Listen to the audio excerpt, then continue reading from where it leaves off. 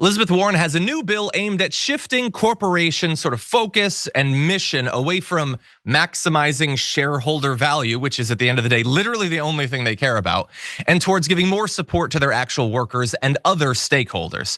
This is the Accountable Capitalism Act, and it proposes a series of reforms to increase corporate responsibility, strengthen the voices of workers and others in corporate decisions, and shift companies away from their focus on stockholders. And what does a focus on shareholders or stockholders actually mean? Well, if you go back to like the 1980s, the largest corporations in the US, according to a data sheet provided by Warren's office, dedicated less than half of their profits to shareholders. The rest was reinvested into the company, including into the workers. But over the past decade, more and more profits have gone to shareholders rather than workers or long-term investments. During the same period, worker productivity has risen, but there have been only modest increases to real wages for the median worker, while income and wealth inequality have soared, as we all know, surging past the Gilded Age. And so how does this work in practice? Well, we have an example, and the example is the health insurance industry. So here's some great data being provided by The Lever. Since the passage of the ACA, just the top health insurers have spent $120 billion on stock buybacks.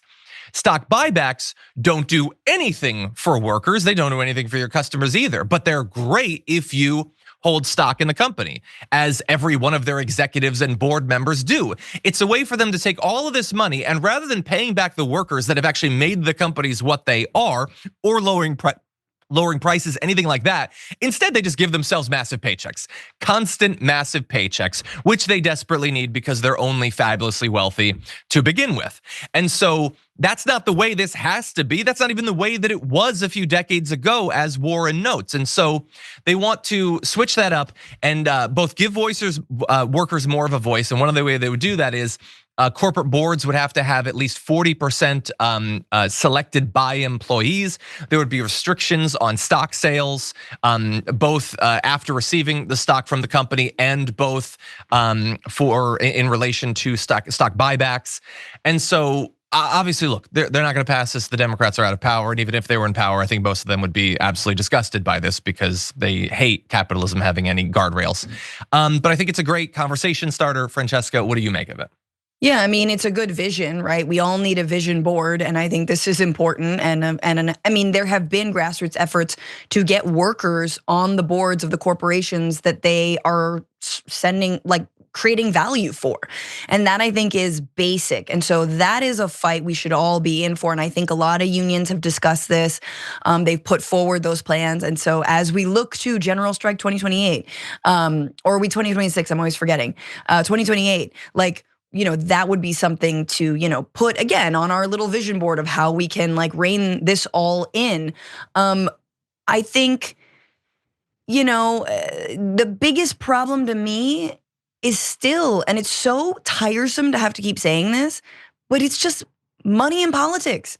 The fact that that our politicians can't even, they'll be like, okay, we're gonna chide corporations for doing stock buybacks, which is disgusting, should be illegal, absolutely does nothing for consumers, workers. It literally just jukes your own stock value and makes stockholders richer.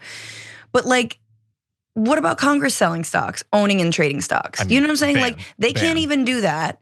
They can't even get rid of that. They can't even, agree. And this is, I think, where we need to be pushing is really in the Democratic Party in primaries, stop taking corporate cash. If we do this, we can actually model how we want to move forward. We can regain the trust of the American people that see no difference when it comes to taking corporate cash between Republicans and Democrats. So then we can work to something like reining in corporations. But so long as they're the ones, filling their coffers and pulling the strings, this can only go so far. Well, and look, the progressives in the Congressional Progressive Caucus are also trying to focus on that. Frost, I think, is sort of leading the effort to try to divest them from all that corporate money. But again, that's a titanic battle because they like having that money.